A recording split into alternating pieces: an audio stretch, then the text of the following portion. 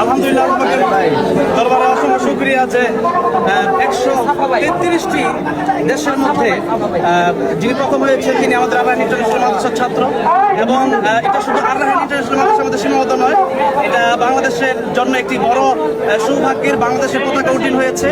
এই জন্য আমরা আজকে আমাদের কাছে মনে হয়েছে যে আজকে যেন কেমন আজকে ঈদের মতো একটি আনন্দ আমাদের সবার ভিতরে কাজ করছে।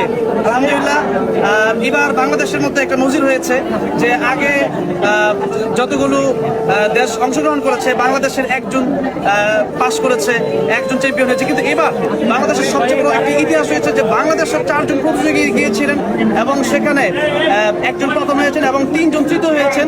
4টি গ্রুপেই আমাদের বাংলাদেশের সফলতা আছে। সেই জন্য আজকে 2 জন হাফেজ কিন্তু ইতিমধ্যে আসছে। একজন হচ্ছে আমাদের হাফেজ নুরুদ্দিন জাকারিয়া এবং তার উস্তাদ আব্দুল কাইয়ুমুল্লাহ সাহেব আসছেন এবং আরেকজন আসছেন হাফেজ মাহমুদ হাসান আশরাফি, সেও 30 পারা গ্রুপে তৃতীয় হয়েছে এবং তারা কিন্তু পুরস্কারও পেয়েছে বাংলাদেশের একজন প্রায় 50 লক্ষ টাকা আর একজন প্রায় 60 লক্ষ টাকা। তো এটা বড় ব্যাপার না, আমরা চাই বাংলাদেশ সরকার যেন তাদেরকে তাদের জন্য গণসংবর্ধনা দেন এবং তাদেরকে যেন স্পেশাল সম্মাননা দান করেন। আমরা দেখেছি বাংলাদেশের খেলোয়াড়রা যখন একটি দেশের সাথে চ্যাম্পিয়ন হয়েছে বাংলাদেশের প্রধানমন্ত্রী জন তারেক রহমান সাহেব কিন্তু ফোনে ভিডিও করে কথা বলে তাদেরকে সাহস জুগিয়েছেন, তাদের সাথে লম্বা সময় কথা বলেছেন এবং তাদেরকে সংবর্ধনা দিয়েছেন।